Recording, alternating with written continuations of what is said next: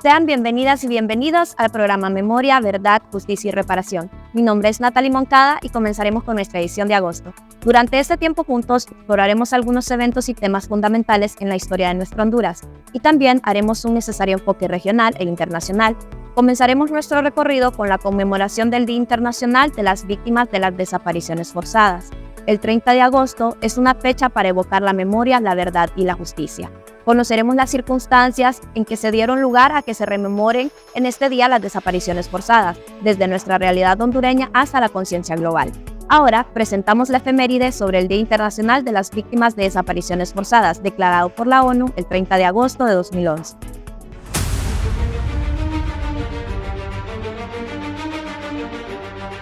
En diciembre de 1993, el Comisionado Nacional de los Derechos Humanos presentó un informe preliminar sobre los desaparecidos desde 1980 hasta 1993, con el nombre Los hechos hablan por sí mismos. En este informe se compiló de forma cronológica una lista de casos de personas reportadas como desaparecidas. El informe puso al descubierto la práctica sistemática de violaciones a los derechos humanos, ejecuciones extrajudiciales, torturas, la detención indebida y la ausencia de debidos procesos. Por tal razón, se presentaron una serie de recomendaciones, entre ellas el de buscar la verdad como base para la reconciliación de la sociedad y la creación de una comisión de investigación. La lucha persistente de los organismos defensores, particularmente Comité de Familiares de Detenidos y Desaparecidos en Honduras.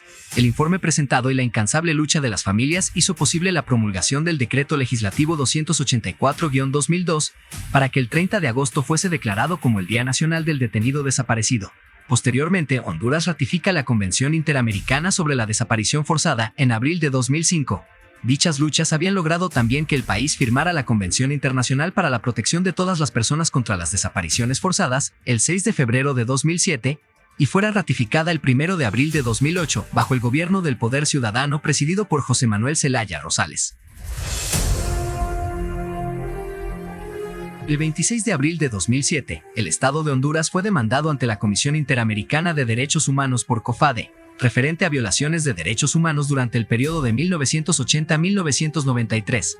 Luego de un minucioso análisis y valoración, la Comisión Interamericana de Derechos Humanos determinó resolver el caso mediante un proceso de solución amistosa, tomando como base la Convención Americana de Derechos Humanos, otras regulaciones y el derecho interno, lo que evitó la condena del Estado.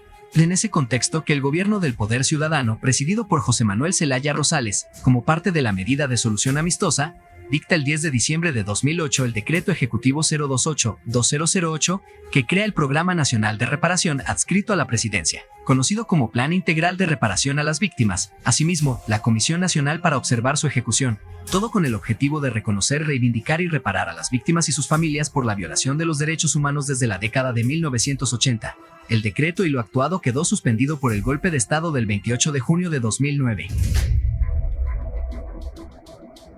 La ONU, en virtud de su preocupación por el aumento de las desapariciones forzadas o involuntarias en diversas regiones del mundo, aprobó el 23 de diciembre de 2010 ampliar la Convención Internacional para la Protección de todas las personas contra las desapariciones forzadas y decide declarar el 30 de agosto Día Internacional de las Víctimas de Desapariciones Forzadas.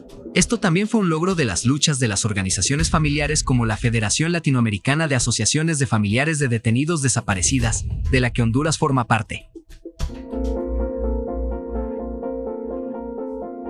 Es importante destacar que el Plan para la Refundación de la Presidenta Xiomara Castro también reconoce el derecho de las víctimas a conocer la verdad. Por ello es que el 24 de marzo de 2022 se dictó el Decreto Legislativo 22-2022, donde se reconoce el Día Nacional por la Verdad, la Memoria y la Justicia. Asimismo, con la creación Decreto Ejecutivo 013-2023, conocido como Programa de Memoria, Verdad, Justicia y Reparación, viabiliza el compromiso del gobierno con las víctimas de graves violaciones a derechos humanos en contextos de regímenes represivos en Honduras. Todavía hay mucho que hacer para que nunca más se repitan estos hechos y se haga justicia. Por lo pronto, el gobierno solidario avanza con paso firme, junto a las organizaciones sociales en la construcción de políticas públicas para el reconocimiento y la reparación a las víctimas y sus familias. Es prohibido olvidar, somos resistencia.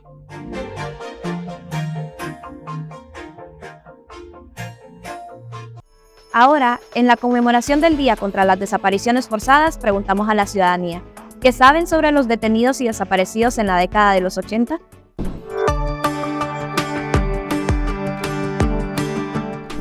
Bueno, es un tema realmente un poco complicado porque hasta la vez pues todavía existen algunos personajes que no fueron encontrados, que se mantienen todavía, podríamos decir, los ejecutores de estas personas en el anonimato y que no han pagado por todos estos crímenes de lesa humanidad, como se le puede llamar. La década de los 80 fue una etapa bien complicada por el hecho de que fueron perseguidos hasta estudiantes, desaparecidos estudiantes, tanto del nivel universitario como del nivel escolar y de secundaria. Entonces, claro, no lo podían ver a un muchacho, a un estudiante con un libro de XY, ¿verdad? Podríamos llamarle, vaya, por ejemplo, el Pulitzer de Carlos Marx, ¿verdad? O otro tipo de literatura, porque ya prácticamente era desaparecido. Eso viene un recordatorio cuando la Segunda Guerra Mundial, cuando Hitler mandó a quemar toda la literatura existente para que el pueblo quedara prácticamente sin conocimiento. Esa es una de las partes que seguimos todavía añorando, dónde están los desaparecidos. Son muchos que todavía siguen a la espera que sus padres, hermanos, tíos, abuelos, esperando dónde están. Fue una época oscura para el país, Honduras. Fue la persecución de estudiantes. En esa época desaparecieron a muchos estudiantes. En ese tiempo mandaban a la Guardia Armada y eran los que mandaban a matar, todos los que no les parecía, los mandaban a matar.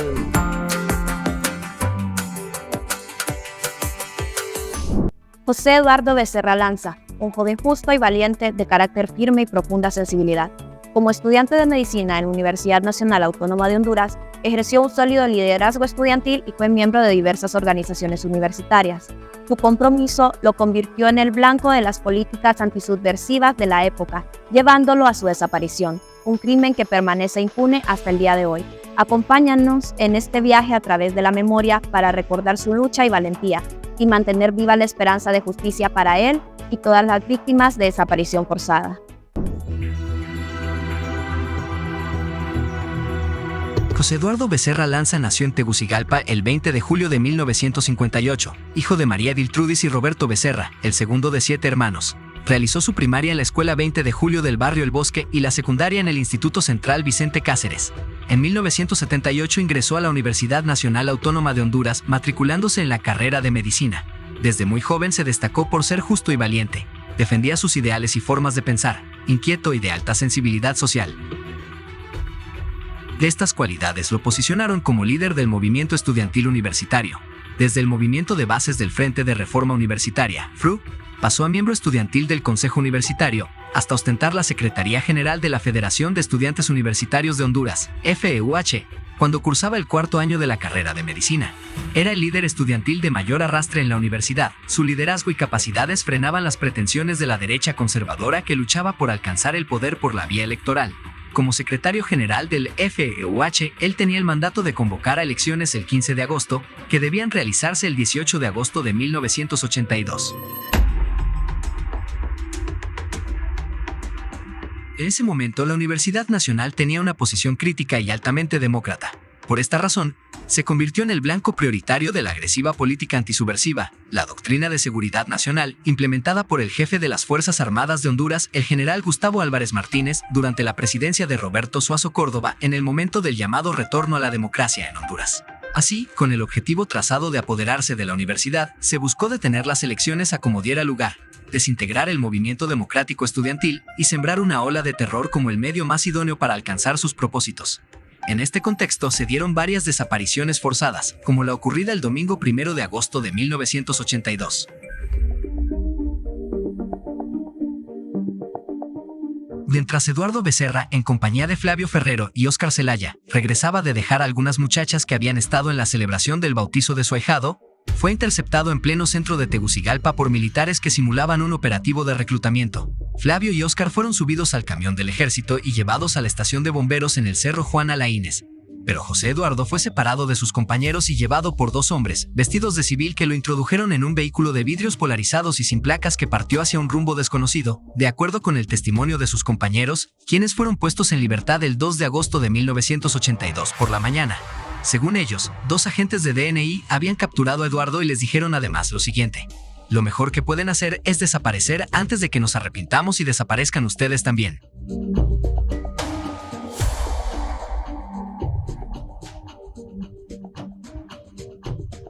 Su desaparición produjo una gran consternación en sus familiares y amigos, al perder a un extraordinario ser humano, y en el país al perder a un inteligente líder nato. La universidad perdió su voz y luz, pese a que se señala claramente la responsabilidad de tales crímenes a militares, policías, funcionarios judiciales y otros civiles. El caso de Eduardo Becerra sigue impune y negado el derecho a la verdad sobre el paradero de Eduardo Becerra. Alzamos la voz por aquellos que lucharon con rebeldía y coraje, trayéndolos a la memoria en reconocimiento de su valor. Honor y gloria a José Eduardo Becerra Lanza. Hoy recordamos a 2 grandes mujeres que marcaron la historia de Honduras con su lucha y valentía. Margarita Murillo, una destacada luchadora social, fue cruelmente asesinada el 27 de agosto de 2013.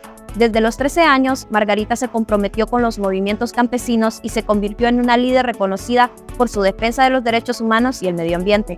Arcadia Gómez, conocida cariñosamente como Callita, falleció el 12 de agosto de 2009. Fue una dirigente del Partido Libertad y Refundación y cercana al expresidente Manuel Zelaya. Su trabajo con las comunidades más necesitadas y su valentía durante el golpe de Estado de 2009 la convirtieron en un símbolo de resistencia y dedicación a las causas sociales. En memoria de Margarita Murillo y Arcadia Gómez, alzamos la voz para decir: prohibido olvidar, somos resistencia.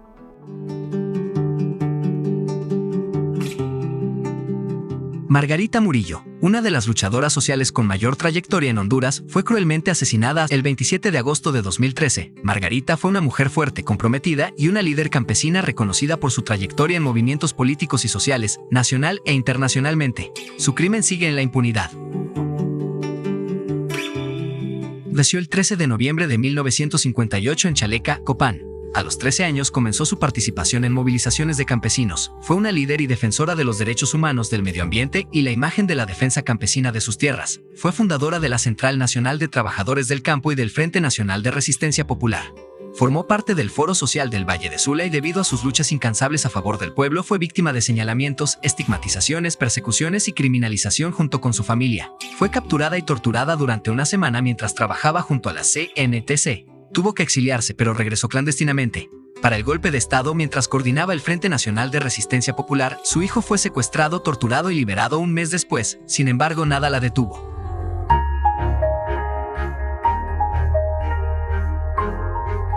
Margarita Murillo dejó un legado perdurable en la sociedad hondureña. En el 2010 fue galardonada con el Premio Patriota del Año por equipo de reflexión, investigación y comunicación, un testimonio de su dedicación incansable a la comunidad. Recordamos a Margarita como una sembradora de luchas, destacada por su coherencia, amor y valentía. Su legado vive en aquellos que se encuentran luchando por un mundo más justo y equitativo.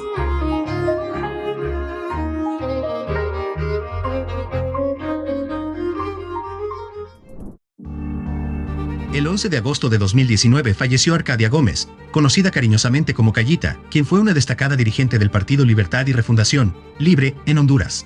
Gómez, una figura cercana al expresidente Manuel Zelaya, se desempeñó como dirigente de los mercados de la capital y fue nombrada secretaria de Estado en Asuntos Sociales durante el periodo 2006 a 2009. Su dedicación a las causas sociales y su trabajo con las comunidades más necesitadas la hicieron muy popular entre los habitantes de Tegucigalpa. Durante el golpe de Estado de 2009, Gómez y su familia fueron víctimas de vigilancia, persecución, acoso y amenazas. Lamentablemente, Callita perdió su batalla contra el cáncer el 11 de agosto de 2019. Fue una de las principales protagonistas, valiente defensora de sus ideales, que entregó su apoyo, amor y esperanza al Partido Libre para la reconstrucción de Honduras. Hoy recordamos su nombre y solo podemos decir, gracias, Callita, por tu lucha, entrega y perseverancia. Bajo el liderazgo de la presidenta Xiomara Castro, se honra a todas aquellas personas valientes que lucharon, defendieron sus ideales y repudiaron a los perpetradores del golpe de Estado de 2009. Alzamos la voz para decir, prohibido olvidar. Somos resistencia. Recordamos el 31 de agosto de 2021 cuando la Corte Interamericana de Derechos Humanos dictó una sentencia crucial en el caso de los buzos misquitos, liderado por Lemot Morris y otros. Este caso destacó las graves violaciones a los derechos laborales de los buzos misquitos en la región de Gracias a Dios, quienes enfrentaron condiciones extremadamente peligrosas sin la protección adecuada.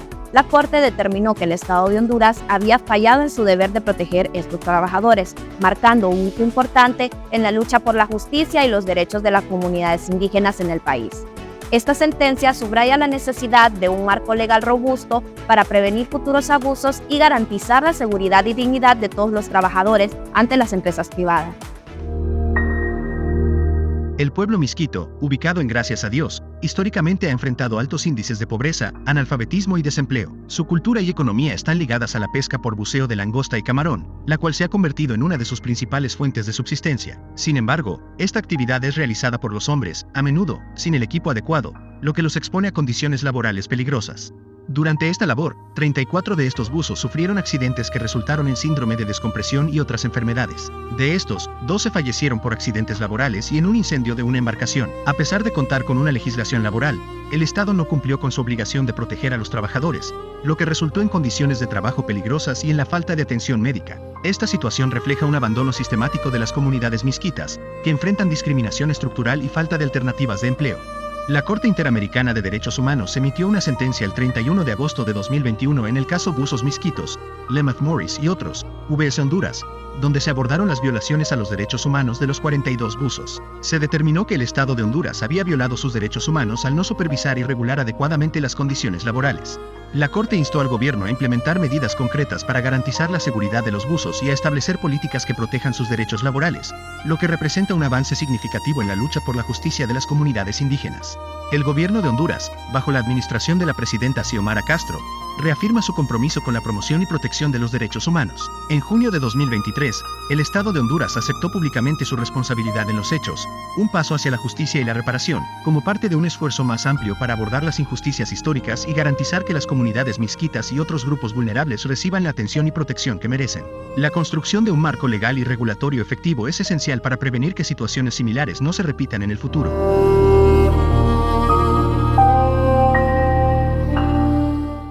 Salimos a las calles y preguntamos a la ciudadanía. ¿Conocen la situación de los buzos misquitos en Honduras y las violaciones de derechos laborales que enfrentaron? ¿Cómo crees que deben protegerse mejor las comunidades indígenas frente a las violaciones de derechos laborales cometidas por empresas privadas? Bueno, yo he oído que los misquitos no se les ha dado tampoco por la debida atención que se merece a ellos, los han dejado a la mano de Dios. De ahí el gobierno no ha hecho nada por ellos. Desde luego, sí.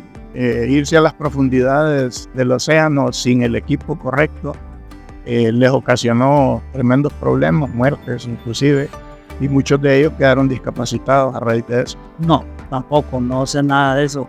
Recuerde que, bueno, cuando estaba en la escuela uno no le hicieron mención de eso y ahora hay de esas personas no nadie brinda información, no sé nada. Bueno, lo primero es que la sociedad o los indígenas deben conocer de que están siendo violentados sus derechos, porque algunos no saben. Entonces, lo primero es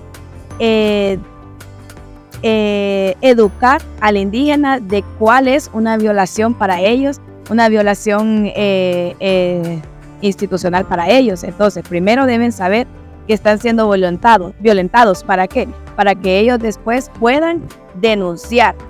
Y ya con la denuncia que se les dé la protección. Bueno, tiene que alzar la voz muchas organizaciones, pues, viendo de que ellos están pasando una situación bien difícil que hasta la vez nadie les ha ayudado en ese aspecto, pues, y la verdad que la empresa privada no se ha preocupado por eso y más bien ha explotado los pobres misquitos. Pues ahí el gobierno tiene mucho que ver porque el gobierno hay mucho contrato para ellos leoninos, entonces ellos el gobierno tiene que ayudarles en eso. El acercamiento del gobierno es muy necesario, ante todo la educación, ¿verdad? Los derechos humanos. Pienso yo de que ellos, ante todo la ley de Honduras, no se han hecho prevalecer ahí, porque vea usted que ni siquiera a veces se les ha titulado las tierras. El 26 de agosto de 2003 se fundó la Coordinadora Nacional de Resistencia Popular en Honduras, marcando el inicio de una significativa movilización contra las políticas neoliberales y la privatización de recursos. En los años siguientes, la CNRP jugaría un papel crucial en la resistencia contra el golpe de Estado de 2009, defendiendo la democracia y los derechos humanos. A continuación, exploraremos en detalle su impacto y legado.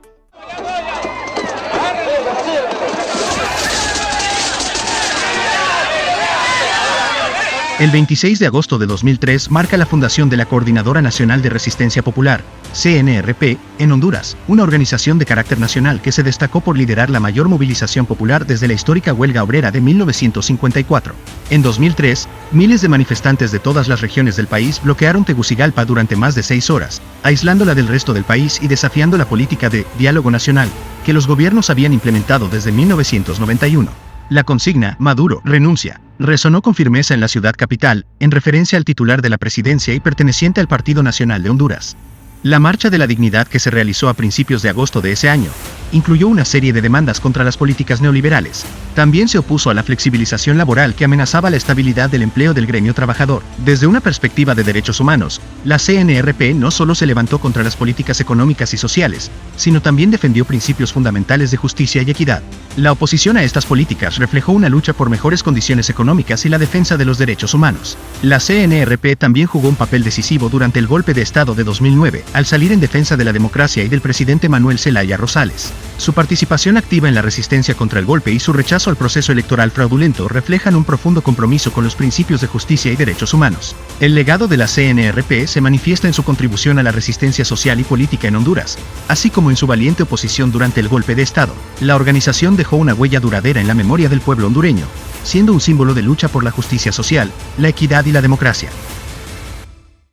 El 25 de agosto de 2008, el presidente Manuel Zelaya firmó la adhesión oficial de Honduras a la Alternativa Bolivariana para las Américas ALBA, en una ceremonia con la presencia de líderes como Hugo Chávez de Venezuela, Evo Morales de Bolivia y Daniel Ortega de Nicaragua. Este acuerdo marcó un hito en la política exterior hondureña, representando un compromiso con un proyecto socioeconómico de solidaridad con los más pobres. A pesar de la oposición de algunos sectores y los desafíos que se presentaron, el ALBA ofreció a Honduras una alternativa de cooperación y beneficios para el pueblo. Hoy, bajo la presidencia de Xiomara Castro, Honduras retoma el camino de integración regional con un renovado enfoque en la unidad y la justicia social. A continuación, exploraremos los detalles y el impacto de esta importante adhesión. Como parte de su política soberana en las relaciones internacionales y en la búsqueda del bienestar del pueblo hondureño, el presidente Manuel Zelaya firma la adhesión oficial de Honduras a la Alternativa Bolivariana para las Américas ALBA el 25 de agosto de 2008 con la presencia de los presidentes Hugo Chávez, República de Venezuela, Evo Morales, República de Bolivia, y Daniel Ortega, República de Nicaragua. El vicepresidente de Cuba, Carlos Lange, la actual presidenta de Honduras, Xiomara Castro, y otras personalidades internacionales bolivarianas y progresistas. La incorporación de Honduras al ALBA era una realidad, pues el ALBA era la mejor alternativa para el país como proyecto socioeconómico de solidaridad con los más pobres.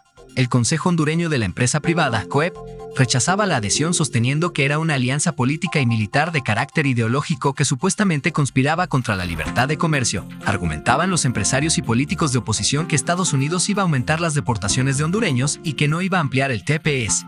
El presidente Zelaya sostenía que ya se tenía un tratado de libre comercio con Estados Unidos que beneficiaba a los grandes empresarios y agricultores y que el ALBA era para el pueblo. Los beneficios del ALBA pronto se comenzaron a manifestar. En la cuarta cumbre de Petrocaribe celebrada en Cuba, Honduras ya había sido admitida en el Pacto de Cooperación Energética, por lo cual recibió 3 embarques de petróleo venezolano que suman 224,000 barriles. La adhesión debió ser ratificada posteriormente por el Congreso Nacional de Honduras, algo que finalmente se produjo no sin oposición inducida por los grupos de poder. Podemos concluir que una de las causas del golpe de Estado al presidente legítimo y constitucional José Manuel Zelaya Rosales el 28 de junio de 2009 fue la adhesión de Honduras al ALBA el 25 de agosto de 2008. Esta incorporación junto al programa del Poder Ciudadano representaban una amenaza para los denominados grupos fácticos, por sus políticas y medidas que beneficiaban al pueblo.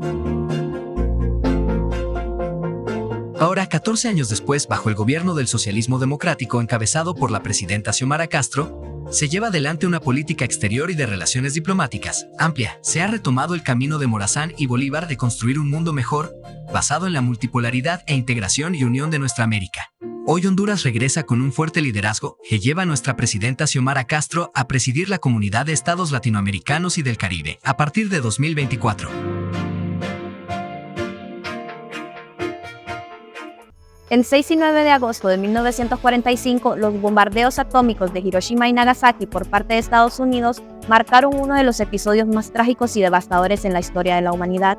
Estos eventos no solo llevaron al final de la Segunda Guerra Mundial, sino que también provocaron profundas reflexiones sobre la guerra y la necesidad de proteger los derechos humanos.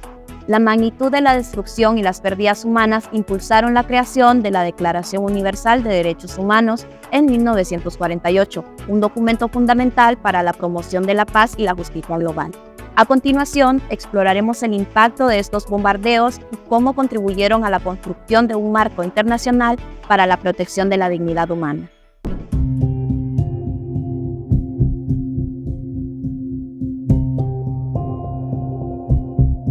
En 1945, Estados Unidos y Japón llevaban 4 años enfrentados en la Guerra del Pacífico, uno de los escenarios de la Segunda Guerra Mundial. Como una de las acciones finales de la guerra, para provocar la rendición japonesa, Estados Unidos realizó los primeros bombardeos atómicos de la historia, en Hiroshima y Nagasaki, Japón, convirtiéndose en el único país del mundo que ha utilizado el poder atómico sobre una población civil.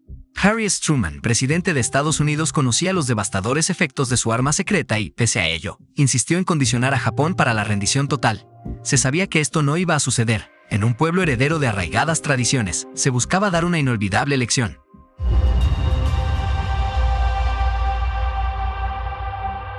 Aquel 6 de agosto de 1945, la población de Hiroshima despertó dispuesta a desempeñar sus actividades como en cualquier día de esos tiempos de guerra.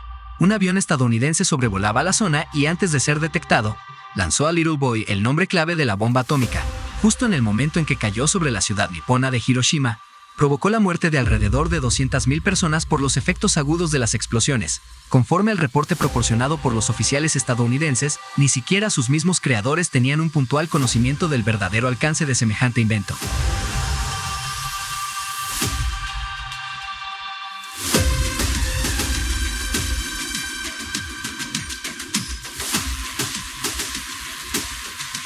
La bomba atómica desencadenó una sucesión de acontecimientos históricos, el final de la Segunda Guerra Mundial y el comienzo de una nueva posguerra, sobre la que de inmediato caería una larga sombra de dudas y sospechas sobre el futuro de la energía nuclear. Fueron los Estados Unidos, creadores del artefacto atómico, los primeros en percatarse de su propia fragilidad, en el supuesto de que el secreto de su fabricación podía caer en manos de potencias enemigas, tal y como podía haber sido la Alemania de Hitler o más adelante la URSS de Stalin. Por eso hubo un control absoluto sobre la información de la fabricación de aquel artefacto devastador y de asegurar por encima de todo el secreto atómico. La gran cantidad de atrocidades cometidas durante los años de la Segunda Guerra Mundial llevó a la creación de la Declaración Universal de Derechos Humanos, un documento que sirve de plan de acción global para la libertad, la igualdad y protección de los derechos de todas las personas en todos los lugares. Fue la primera vez que los países acordaron las libertades y derechos que merecen protección universal para que todas las personas vivan su vida en libertad, igualdad y dignidad. La Declaración Universal de Derechos Humanos fue adoptada por las Naciones Unidas, ONU, que acababa de establecerse el 10 de diciembre de 1948 como respuesta a los actos de barbarie ultrajantes para la conciencia de la humanidad, cometidos durante la Segunda Guerra Mundial. Su adopción reconocía que los derechos humanos son la base de la libertad, la justicia y la paz.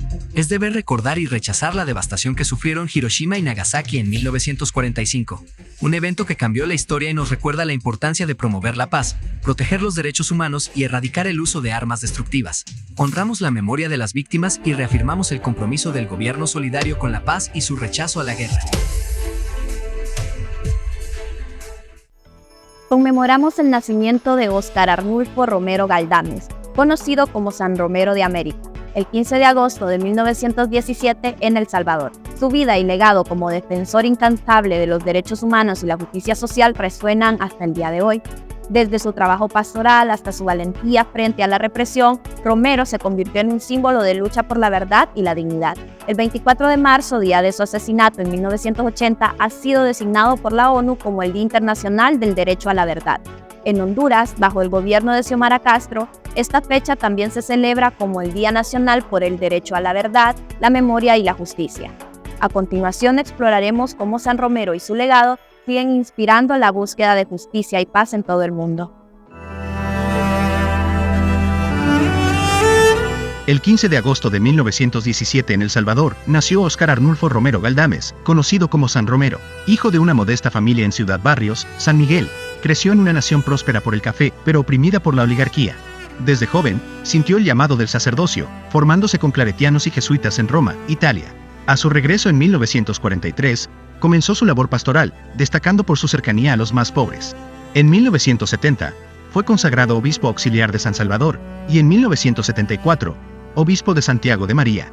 Aquí, presenció de cerca la represión contra los campesinos. En 1977, fue nombrado arzobispo de San Salvador. Su designación generó controversia, pero pronto se convirtió en una voz fuerte contra la injusticia. Tras el asesinato de su amigo, el padre Rutilio Grande, se plantó frente a los escuadrones de la muerte. Sus homilías dominicales, transmitidas por radio, resonaban en todo el país, llamando a la fraternidad y la justicia social. Desafió al poder oligárquico y militar, ordenando a los soldados a no matar a su pueblo. El 24 de marzo de 1980, Romero fue asesinado mientras presidía Eucaristía. Aunque su vida fue truncada, su ejemplo de fe y valentía vive en miles. Su legado trascendió fronteras, inspirando a luchadores populares y políticos de todo el mundo. El 23 de mayo de 2015, el Papa Francisco lo beatificó en San Salvador y el 14 de octubre de 2018 fue canonizado, convirtiéndose para el mundo católico en San Óscar Romero. En honor a su legado, la ONU declaró el 24 de marzo como el Día Internacional del Derecho a la Verdad. En Honduras, bajo el gobierno de Xiomara Castro y el Congreso Nacional que preside Luis Redondo, se aprobó el Decreto Legislativo 022-2022, estableciendo esta fecha como el Día Nacional por el Derecho a la Verdad, la Memoria y la Justicia. San Romero de América, una voz incansable por los derechos humanos y la dignidad de los más vulnerables. Su legado vive en cada lucha por la justicia y la verdad. En este espacio recordamos y honramos a las víctimas de desapariciones forzadas bajo la doctrina de seguridad nacional durante los meses de agosto de 1980 a 1993. Es nuestro deber mantener viva la memoria de quienes fueron injustamente separados de sus familias y comunidades. Presentamos una lista de personas y víctimas de la injusticia y la represión con la esperanza de que su memoria se mantenga viva y su lucha inspire como ejemplo a las generaciones presentes y futuras. Recordemos que detrás de cada nombre hay una historia, una vida y un amor que siempre es buscado y deseado.